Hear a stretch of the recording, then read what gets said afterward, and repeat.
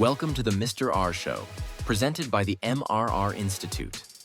This podcast is designed specifically for tax professionals looking to scale and modernize their practice by maximizing revenue through resources. Join us as we explore expert strategies, innovative tools, and actionable advice to help you navigate the evolving landscape of the tax industry. Whether you're aiming to grow your business or enhance your client experience, you're in the right place. Now, let's get to the show and transform your practice together. Hey, everybody, and welcome back to the Mr. R Show, brought to you, presented, edited, produced, conceptualized, whatever we want to call it, by the MRR Institute. So we're on to episode 15 today. We're going to look at some advanced tax planning case studies. And I promise you, these are not the case studies that you had to kind of muddle through in college or heck, even going back to high school. These are a lot more enjoyable because heck, you're making money off these things. And these are something that you're providing so much value to your clients for that they are A, going to love you, and B, they're actually going to pay you for these things. So let's quit wasting time on it. Again, episode 15, that means we have 14 great episodes before this, most of which you actually get a CPE for. So talk about free benefits. There you go. Links are in the shows. Check them out. But more importantly than tax planning, we're here to talk about Chris Picciurro's hair today. Chris Picciurro, what's happening, man? How are you? Oh, it's great to be back. Hair is very aerodynamic as usual. I'm passionate about this topic. Great to be back on the Mr. R Show. Listeners do get a free continuing ed credit. More importantly, this is a topic that has been presented this summer of 2024 at a couple state society live events and at the NATP, National Association of Tax Professionals, Tax Posium event live. So if you're listening to this, good news. You saved a lot of money on travel. I'm a firm believer in live events, but congratulations. And we're gonna break down some case studies for you. We're gonna focus from the tax preparer side of things on how we can add value to our clients. We're gonna start by just talking through where the value is as far as tax planning and strategy, then dive into some case studies. We have 4 really cool case studies. We're going to talk through how our firm, my private CPA practice, works on doing tax planning and strategy. And then most importantly, like you said, John, we want to add value to clients. However, we need to be compensated for that as tax professionals. So I'm going to give you some tidbits on how to monetize all this knowledge and experience that you've accumulated over your professional lifetime. Before we jump into it, Chris, really quick too. So if this is something new to a tax pro, maybe somebody who's just getting into this or thinking about getting into this, kudos to you if you're thinking about getting into the industry and you're listening to this podcast. Let's talk very briefly on what exactly tax planning is. I know that, we talk about this a lot and really just running through it from a high level, but we can get into the weeds a little bit here. I mean, given the audience. And again, as I mentioned a little bit before, I had no idea that this even existed. Naturally, I've known you for 2.5 decades, so I kind of learned through osmosis, but it's super interesting to me how much tax planning really kind of delivers you the control of, that quote unquote relationship with the IRS. Absolutely. So what is tax planning? Tax planning and strategy, they're kind of a intangible thing for us in our private CPA practice. For what I do, my work is almost all tax planning and strategy. Either people in our teaching tax flow community, either I'm working with people in our clients of our private CPA firm, or the third group I work with is collaborations, other tax professionals that want to bring tax planning and strategy to their practice. That could either be working in a collaborative environment, or it could be coaching them one-on-one, or it could be just inviting them to one of our mastermind groups, peer-to-peer mastermind groups. So that's tax planning and strategy. Now, how to define it? I like what you're saying. Ultimately, it's that forward-thinking approach to taxes. It's you control your tax, because if you don't control your tax, the IRS is going to control your tax. And we believe that tax agencies are your involuntary business partners.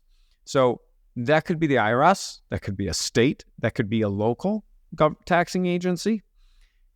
So think about this. You're a tax pro listening to this. If you're not a tax pro and listening to this, well, hey, you just stumbled upon something pretty cool. You know that operating agreements, when you have a multi-member LLC or a partnership agreement, lays out how the taxes or the profit loss deductions credits is allocated to each member in a multi-member LLC. That's done by an operating agreement. So I want you to think about this. If you have a client or yourself that you don't have an operating agreement, you don't have any direction, you don't have any plan, then the government, who's your business partner, is going to pick the tax you pay. So that's really the thought pattern of being proactive, picking your tax. Technically, according to Investopedia, tax planning is the analysis of a financial situation or plan to ensure that all elements work together to allow you to pay the lowest tax possible. So that we take it a little step further. Our mission in my work is legally and ethically reduce the tax you pay in your lifetime. That's the goal. Doesn't mean wipe out every dollar of tax. Doesn't mean don't file tax returns. It's allow you to pay the lowest tax possible. I want you to think about something. I want you to think about you're jumping in a vehicle and John, pick a state, any state you want. I feel like we're playing a card. Well, I'm not going to pick California because we pick on California every episode on the Teaching Taxable podcast. So let's pick Oregon. Oregon, okay. I've been there a couple times. You're in Oregon, and I tell you, John, I want you to drive from Oregon to Atlanta, Georgia. Now, you know you have to go. It's a long ride. It's a long ride. You know you have to go south, and you know you have to go east. Okay? First thing, if you jump on a bus, the bus will take you there. You're going to have to get on and off the bus several times, and you don't have control of the time frame, and it's going to take you a significant amount of time. That's the equivalent of the IRS picking your tax. That's no tax planning. Now, let's assume you have a vehicle. You're automatically going to cut down on the time it takes to drive from Oregon to Atlanta. But let's say you don't have a GPS and you don't have a triptych. If you know what a triptych is, we like you already. But let's say you don't have a GPS, but you know that you've got to go south and you've got to go east. So you could probably get there faster than the bus if you know what you're doing, but you can get really, really lost. That's maybe someone preparing their own tax return, trying to do their own tax planning. Well, let's assume you're working with a tax professional, or you are a tax professional. This is an example of how you show your value. The tax professional is your GPS. It's going to tell you what the speed limit is. It's going to tell you the best route. It's going to allow you to pivot if there's an accident. It's going to give you multiple routes. It could even tell you where there are gas stations and restaurants to stop at, where there might be some law enforcement around. So think about that. You're going from one place to the other no matter what. Do you want to rely on someone else, i.e. the bus? Do you want to try to take yourself that route?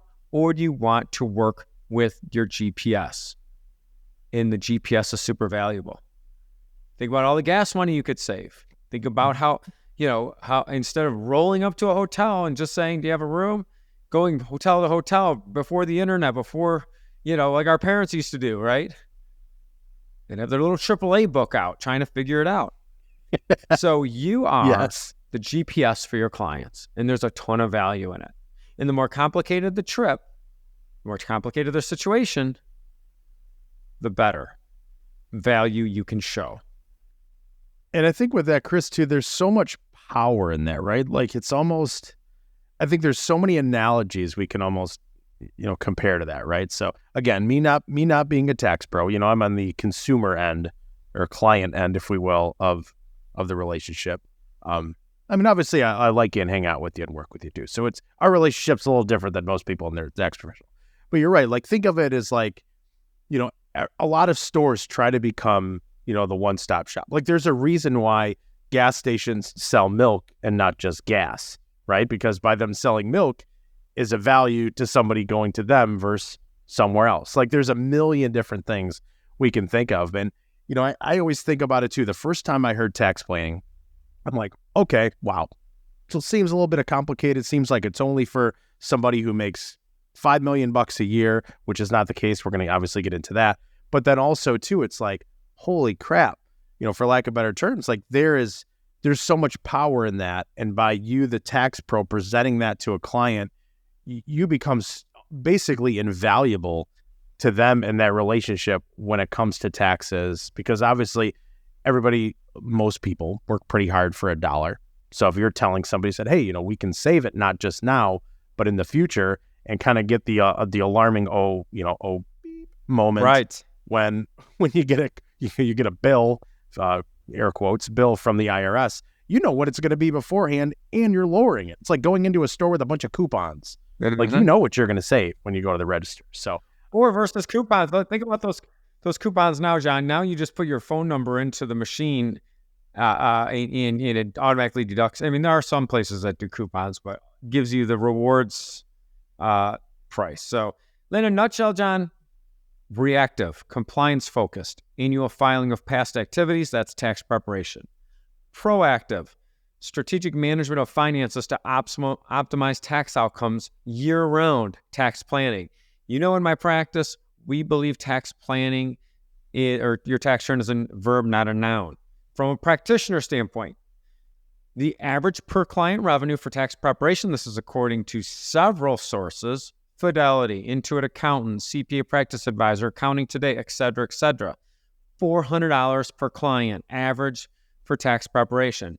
Average for tax planning, $3,200. So just the dollars are 8 times more value of tax planning versus tax preparation from a practitioner standpoint. We're seeing higher adoption rates. The bottom line is, if you want to be what we call sticky with your client, if you want to show the value that you have with your client, you have to do tax planning and strategy for your clients. That brings us to the next thing we're going to talk about before we dive into the case studies. How do you do it? Right? It's like, John, a lot of times when people start going to the gym, the hardest thing for them to do is wake up.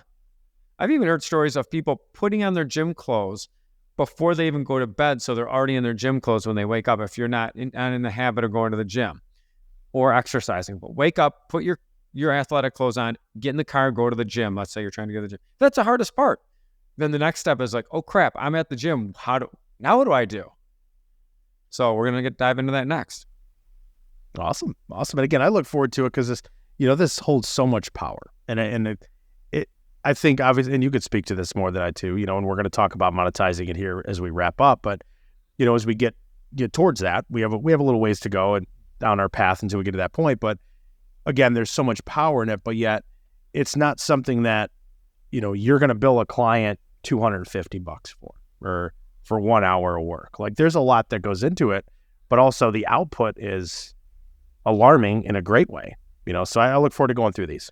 Right. I mean, I could just say in our practice, I'm looking for a minimum of 4 to 5x of value so if I'm going to do a personalized tax plan, let's say, I'm just making numbers up. Let's say it's $3,000 through that personalized tax plan. I need to make sure that my ideas can be easily implemented and reduce their tax legally and ethically by at least $15,000 per year minimum. I'm really shooting for a minimum of 25, but that's, so it doesn't have to be big dollars, but it's just, you're going to get the value for helping your clients out. So here's what we do. We have a 4-step process. Okay. The first thing is just understanding what the laws of tax planning are. We've developed our own laws of tax planning, which I'm going to share in a couple of minutes. You could develop your own, or you could just use ours, but figure out what the pillars or what the laws are of tax planning. 2, understand what marginal tax rate is. We know, I love talking to tax professionals because when we talk to taxpayers, they don't really understand these concepts. But we know marginal tax rate is much different than a tax bracket. That's our number one KPI when it comes to tax planning. Diagnose your client's situation. We always talk about in our practice, ideas are cheap. You can find ideas on TikTok, Instagram. Implementation is valuable. So figure out how to implement for your clients based on their situation. How many times do we see that client, that might be in a low marginal tax rate, continuing to dump money in their 401k when they probably should be putting it into a Roth. And then the fourth step, complete an implementation process. None of this matters unless you implement. For basketball, you could steal the ball, you can go in for a nice layup, and if you can't put the layup in, none of what you did to get that layup matters because you can't finish. You've got to finish. And that's a lot, if you're an athlete, you finish strong. That's part. And so finish these plans. Don't leave clients lingering. So complete an implementation process. What that is for you is different than what it is for me. I'm just going to be, as I always am, raw and tell you how we do our implementations, but you might have something different. So, and Chris, to your point too, you're going to talk about these examples, and this is not something that, I know this as I'm saying it, not something that you guys just kind of pulled out of a hat, a couple months ago and say, hey, we're going to try this and see how it goes. You guys have been doing this for a while. And again, I think you mentioned a little bit earlier on too, like this has become really the cornerstone, the current cornerstone of y'all's private practice. It's not even really kind of an add-on anymore. Like you guys do this and you stick to it a lot, right? Absolutely. This is a differentiating factor. What makes you different? Why are you better than the person down the street for a certain client? So you've got to figure that out. Now, for us, what are our laws of tax planning? We've developed something called teaching tax flow, but we don't have to invent a tax planning community to have some laws. But what do I mean by the laws is talk to your clients about what your goals are and what you're trying to achieve. So for us, we talk to clients that cash flow does not equal tax flow. That means that just because you net X amount of money when you sell a property doesn't mean, for instance, real estate, that's the taxable portion. We know that there's cost basis involved. Same with stocks, et cetera, et cetera. So understand that there's a cash flow component and there's a tax flow component. Tax flow means your after-tax amount. One more example, great example, rental property, right? Someone might say, hey, I'm netting, $400 a month on this rental property, so I must be paying tax on $4,800. No, that's not the correct. You get the depreciation deduction, and then you only deduct the interest portion of your mortgage payment, not principal.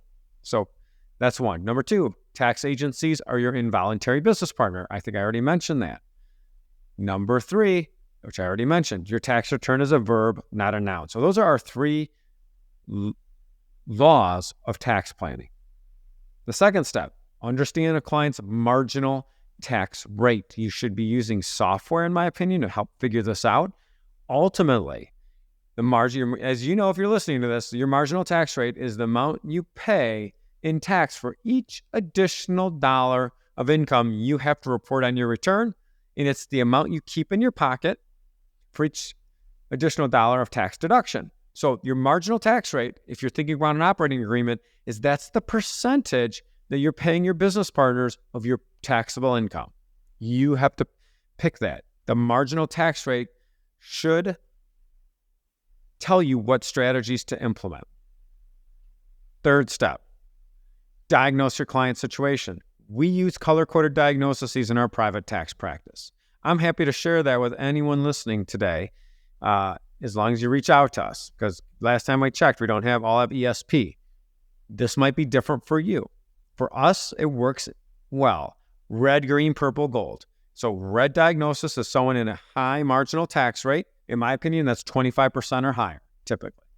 Green, so red means I'm looking for immediate one-time deductions. Green, lower marginal tax rate, 20% or less. I'm willing to accelerate or keep taxable income on that tax return at a green diagnosis. Most commonly, that 12% marginal tax rate. We're going to really focus on, mostly on the federal side of things here. Purple, tax deferral. So purple is going to be your 401k plan, right? And different strategies could have more than one diagnosis, and you could be more than one diagnosis as a taxpayer. But typically, you want purple.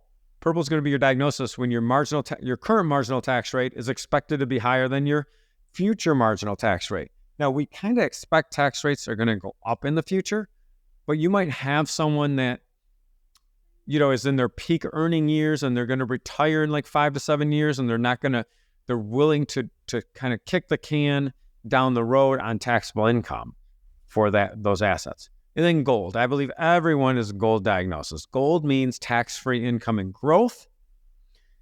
And even high marginal tax rate clients, I believe, should be focusing on growing after-tax assets or tax-free assets. Why? Because if they're in a high marginal tax rate, if they can find John, let's say someone has a income of 10% on an investment, but it's tax-free, and they're in the 40% marginal tax rate, or marginal tax bracket, or their marginal tax rate's 40%, then they've got to earn like almost $15 15% to get to that equivalent of 10% tax-free. So, and then finally have a process. For us, it's the teaching tax flow process. For you, again, it could be anything that you want. But for us, it's diagnose. I already explained that. Prescribe. Make sure the tax strategy that you're prescribing fits the diagnosis. Does a traditional IRA contribution fit a diagnosis of someone that is making $20,000 per year right now? No, it doesn't. If you're making $20,000 a year and you can put money into a retirement plan, I would recommend a Roth. Step 3 for us, IQ test. That stands for identify strategy, quantify result. Make sure, I won't dive into this too much on this podcast, but here's what you have to think about as a tax pro. Our IQ test is the equivalent of a dressing room, a financial dressing room. Does it fit? I'll give you a weird example, John. I'm not kidding. I was doing I like to do my own laundry because my kids steal my socks. I was doing my laundry, and I'm one of these guys, like, if once I find like a pair of shorts that I like, which I have, these certain brand with a swoosh shorts with zippers so my cell phone doesn't fall out if I'm running. All my keys are there. I found these shorts. I love these shorts. I asked my wife to buy every Father's Day and Christmas, please give me as many shorts as you can in the same size, but different colors. I have 4 black shorts that are all the same. Why am I talking about my stupid shorts, right? Because as I was doing laundry, I'm like, talking to my wife, I'm like, you know what's really weird about this? None of these shorts, some of these shorts, even though they're the same size, the same brand, the same style, fit differently. Some of them are like a little tighter, some of them are looser, some of them even. So my point is, just because there's not a one size fits all, just because you're a high marginal tax rate doesn't mean that you should do a strategy. Take it in the dressing room and make sure it fits.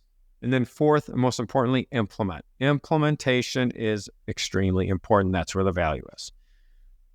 And based on the strategy, you might have to bring in other people to help implement. And we're going to talk through some of those people coming up here.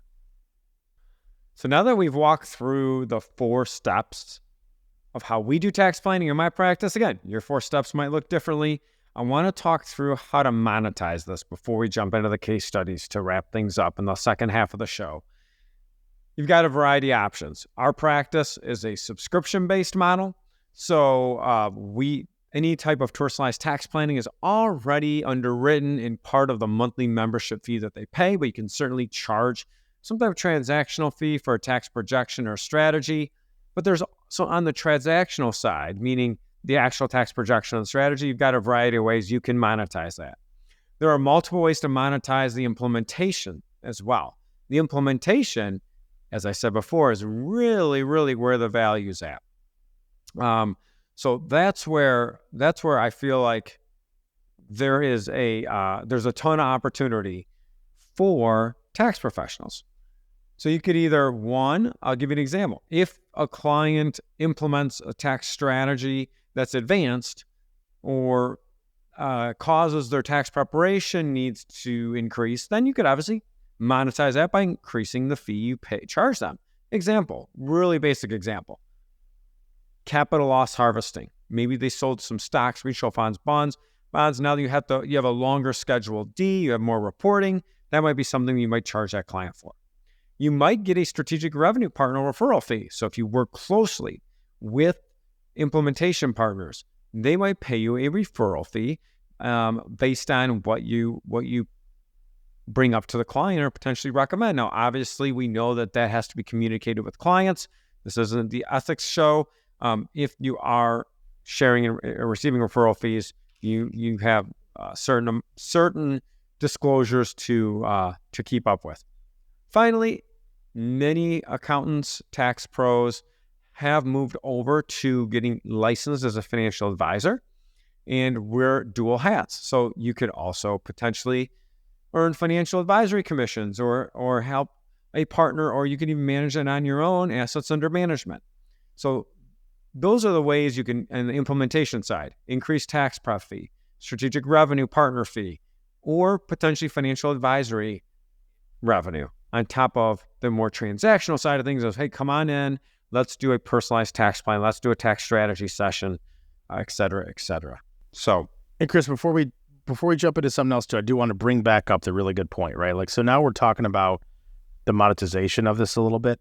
And again, there's so much value in this that there really, and again, I could be wrong, but I think from a tax pro perspective and a client relations side, right? Like, it's more or less just you really explaining to the client, what it is, what's the potential here. And I absolutely love the way that you and your team approach this on your private practice side, because you guys, it sounds like you still do this more or less during the early discussions of talking with a client on it. You're in a sense kind of laying out, all right, well, this is my multiplier goal. You said there's like 3 or 5x. So it's pretty straightforward, right? Like, it's not like you're telling them, all right, you know what, I'm going to charge you $3,000 for this, and we're going to hopefully save you $2,000. Like, you know what you're getting into beforehand. So it's a lot easier, I think, for what it's worth, to say, all right, client, yeah, it's not the cheapest thing in the world, but look at what we're doing here, and we're bringing so much to the table that it's almost a no-brainer. Right, exactly. You're trying to make sure before you jump into a tax plan that doing a plan would be beneficial to the client.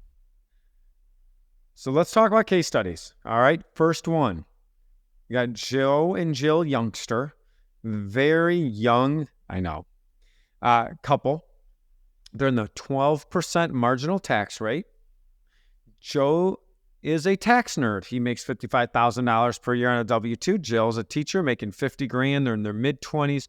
They have no dependents. They live in a no-tax state. They're currently renting a house for $3,000 a month.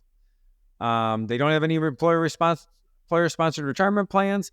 They have saved up money in their brokerage account, $40,000. Thinking about putting that down on a home. They have unrealized capital gains and losses of $5,000. They pay student loan interest of $5,000. She has $500 worth of educator expenses, and they take the standard deduction. They have a small amount of charitable deductions, but they take the standard deduction. So this is going to be, hey, $85,000 or $105,000 of income total. You would think, a lot of people think that there's no way we could really help someone like this with tax planning and strategy, right? Young couple, what can you do? Well, I think there's a lot you could do for them. And I would argue that low to middle income households could benefit from tax planning just as much, or if not more, than high net worth and high income households, because it's relative to their financial situation. So for Joe and Jill, here are a couple ideas, right? One, they could harvest their capital losses. Remember, their brokerage account had $5,000 of capital gains or losses. Their long-term, that would really only reduce their tax by $360. Now, did that cost them any money out of pocket? No, because they're just selling investments in their brokerage account. So their cash flow, nothing went out cash flow-wise. They still have the same brokerage account with the same value. They just reallocated their portfolio and they reduced their tax by $360. Now, $360 isn't a big amount, but for them it is.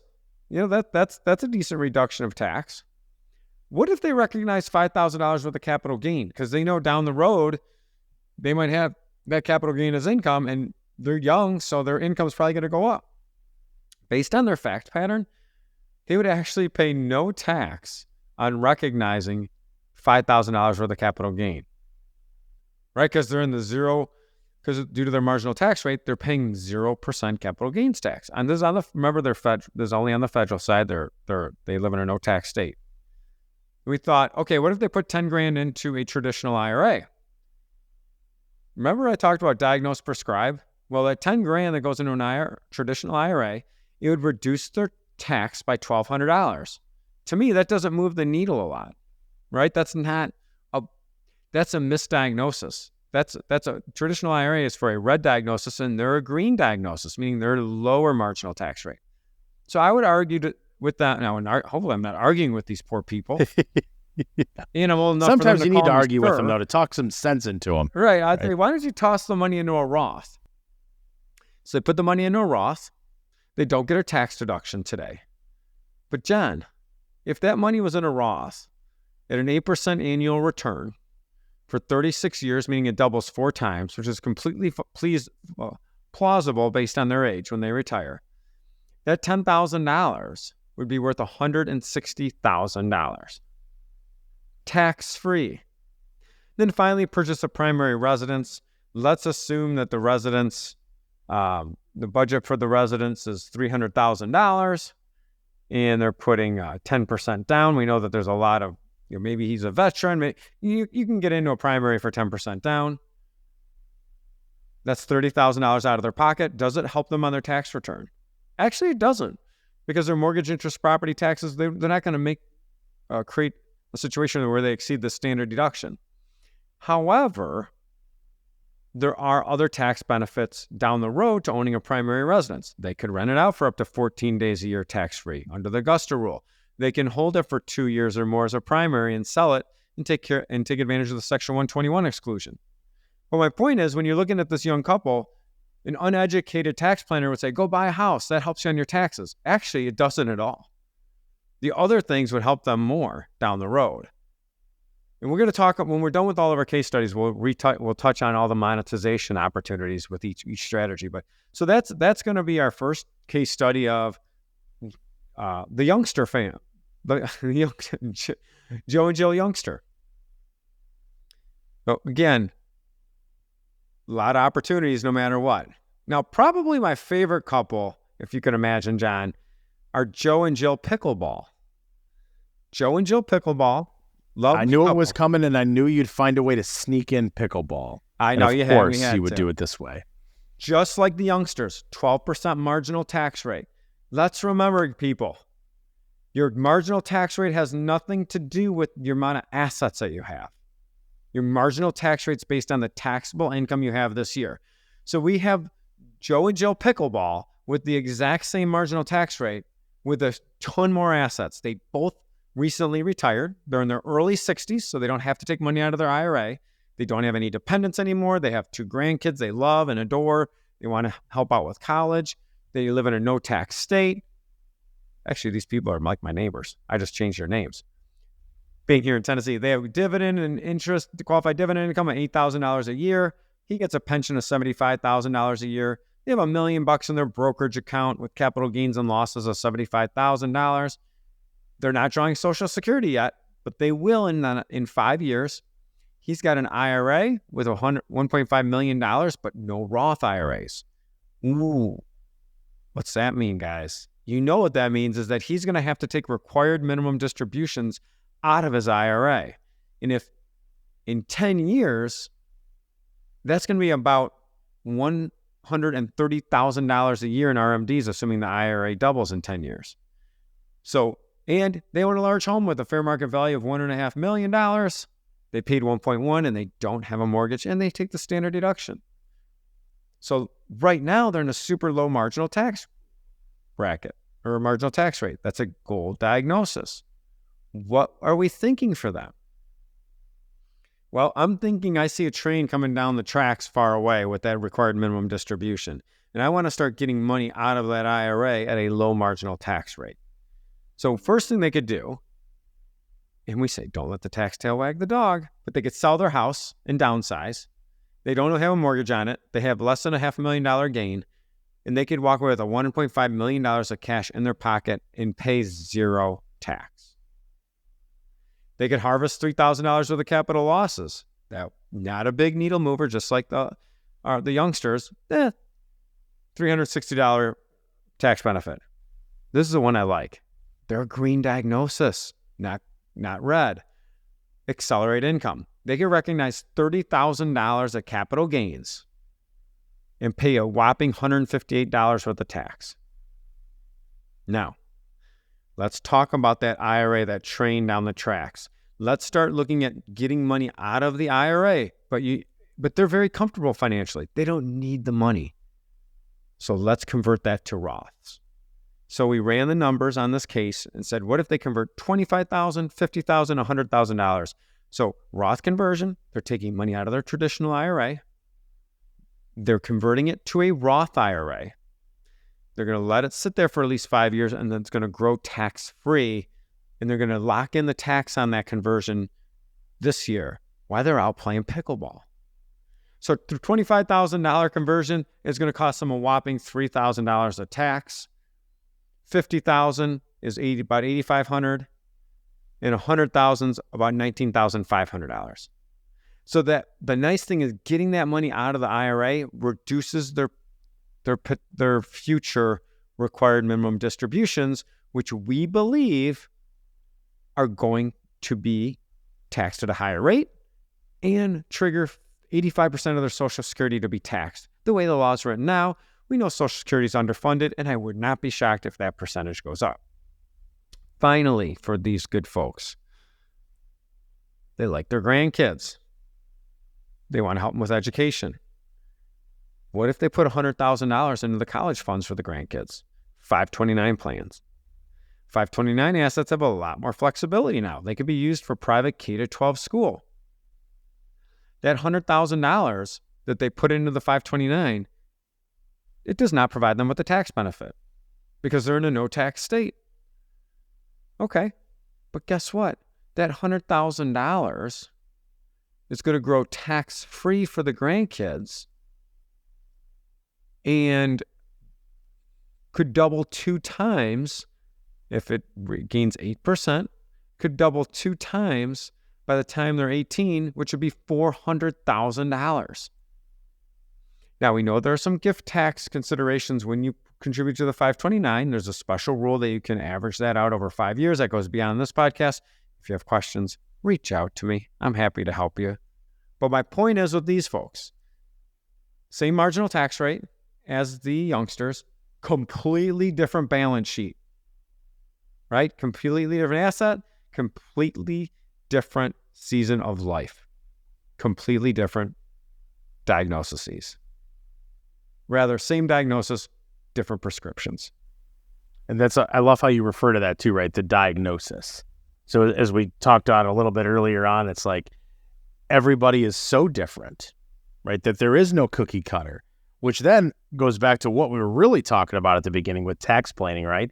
It's not like I can take a tax plan that I wrote for John Smith over here, copy it, and just resell it off to somebody else. They're so customizable, and I think people would realize it, right? I don't think it would really be assumed by any clients, when talking with their tax pro, yourself or our listeners included, they're like, oh, I'd be the exact same as so-and-so over here, and they're overcharging for this service. And I mean, I think these case studies that you pulled out here and using an example, I know we got more of them, I think really lay out the value of it. So the approach is still the same, but the diagnosis and the prescription are completely different. Well, mostly different between all of them, which is probably like the makeup of most people's clients. Even if, and I'm going to make this assumption too, Chris, I don't know if you can attest to this, or again, our audience probably can. Actually, I know they can because I've heard them say this. Even if you only serve clients in one industry, you likely see a lot of the similarities between them, but it's still very rare that they are all the exact same. Almost slim to none that they are the exact same, right? Right, exactly. They're, so yeah, it's just like, John, it's kind of like this. So we all can order pizza. It's still pizza, but we're going to all order different ingredients. We're going to order different toppings. All right, case study 3 of 4. Susie Swanky. She lives in Cali. Gotta love the names. Very high marginal tax rate. Her marginal tax rate's 49.8%. 49.8. Red diagnosis. Okay. Why? She makes $500,000 a year. She's self-employed. Guys, she's single. She has no employees. She's in her late 30s, no dependents.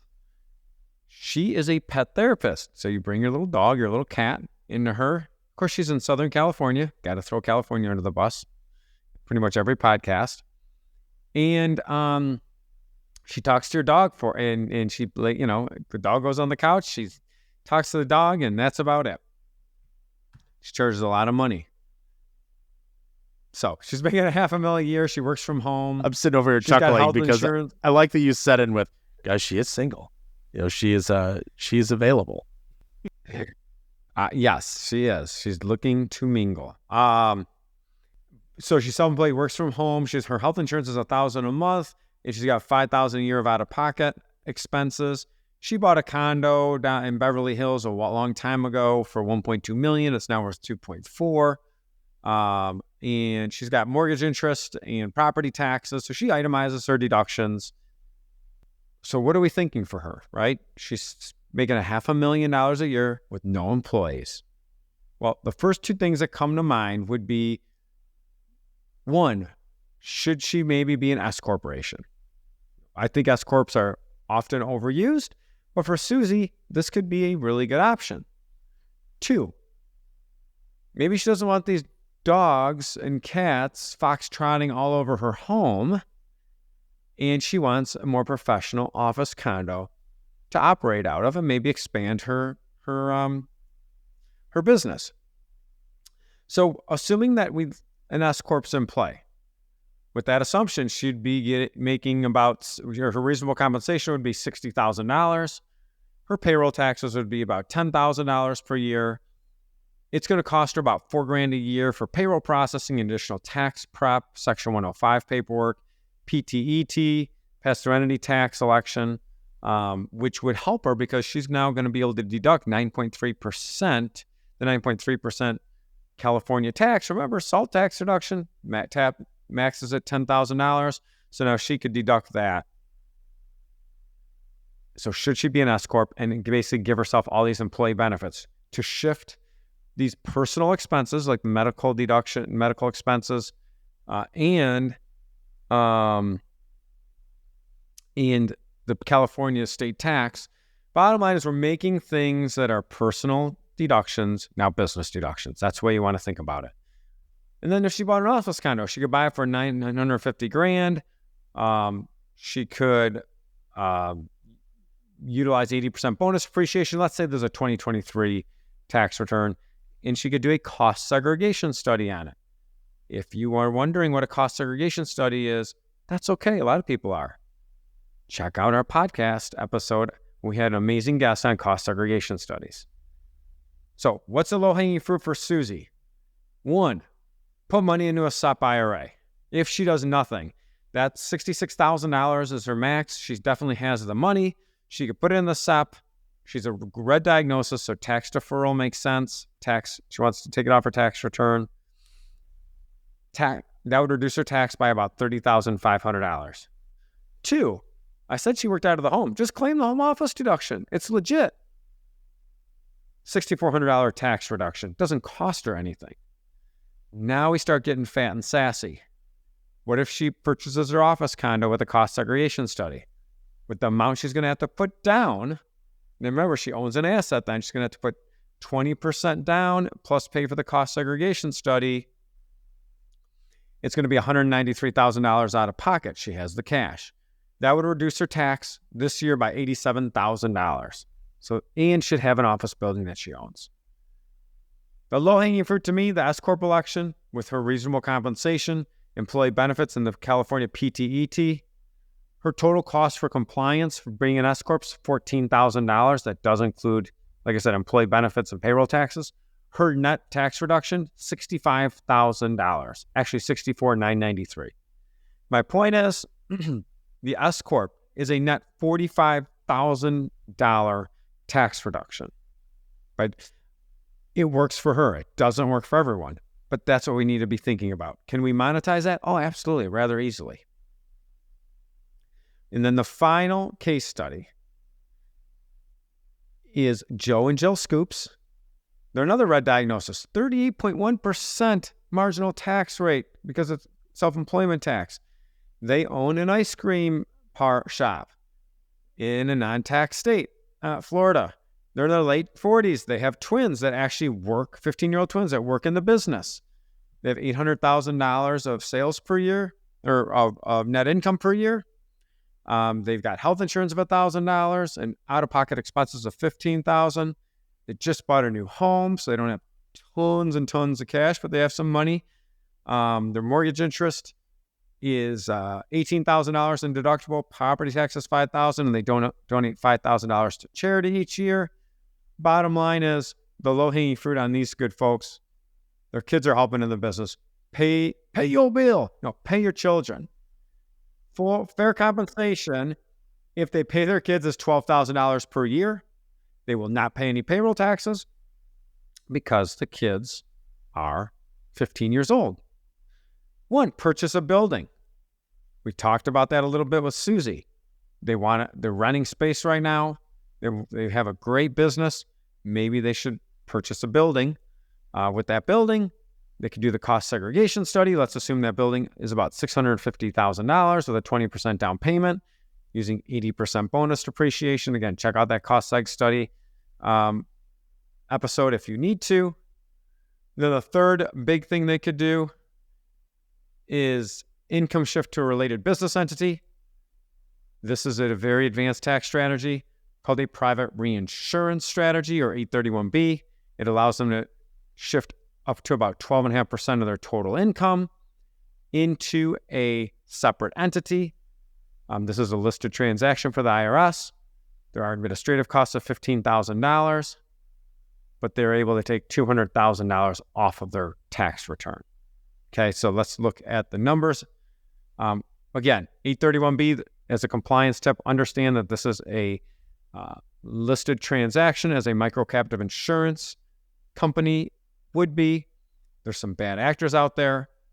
If you have a client that you think this would be a good fit for, please reach out to us here at MRR Institute, and we'll guide you in the right direction. So, paying their kids really doesn't cost them any more in cash, right? They're going to pay for their kids' stuff anyway. That would reduce their tax by about $13,300. They could contribute to IRAs with the kids. So I would say pay the kids and have the kids contribute to IRAs. Each child could do $7,000 into an IRA. So they could take their tax savings of about $13,300 and contribute that to an IRA, so they're net neutral. And the money's in an IRA for those kids that are 15 years old. If that money grew at 8% and doubled 5 times, which is plausible, it'd be worth $440,000 tax-free. The building with the cost seg study, it would cost them about $133,000. Reduce their tax by $47,000, but they own the building. And then the private reinsurance strategy, it would cost them about $15,000 of administrative costs, but reduce their tax by $75,900. So obviously, red diagnosis and a little gold for the kids. To wrap it up, we went through a ton of tax strategies. Many of them, you can monetize all of them. So it's important to remember, for each strategy, all of them you could monetize in a transactional way. Almost all of them, if you're a licensed financial advisor, you can monetize. And then many of them, like the cost segregation studies, in the S Corp election, in the paying the children, in the private reinsurance, you could potentially monetize using a strategic revenue partner referral fee. And pretty much all of these, you're going to increase your tax preparation fee with the implementation. Final thing I'm going to say, timing is important. Some of these strategies, all these strategies you could do before the end of the year. I'm going to point out some of them you could do post year end, which was the traditional IRA, the Roth IRA, the SEP, and the cost segregation study in the home office deduction could be done after the end of the year. Awesome, Chris. We appreciate the information as always. And for anybody that's listening to this, I mean, really take into account, right, that you are bringing so much value. I know we mentioned that keyword value multiple times in this podcast specifically, but really think on that, right? Taking pricing out of the equation, what you're bringing and offering to your clients is astronomical. Potentially it's something that they've never heard about before. If they have, Maybe they've been looking for the right person to implement that for them. So exactly, that may be you as their tax pro. So think about that as you may venture into tax planning a little bit further. And as always, we'll see everybody back here next time on the Mr. R Show.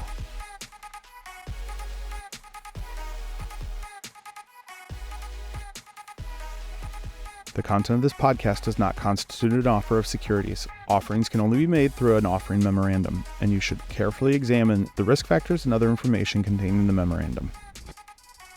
The content provided is for educational purposes only. We encourage you to seek personalized investment advice from your financial professional. For all tax and legal advice, please consult your CPA or attorney. Investment advisory services are offered through Cabin Advisors, a registered investment advisor. Securities are offered through Cabin Securities, a registered broker-dealer.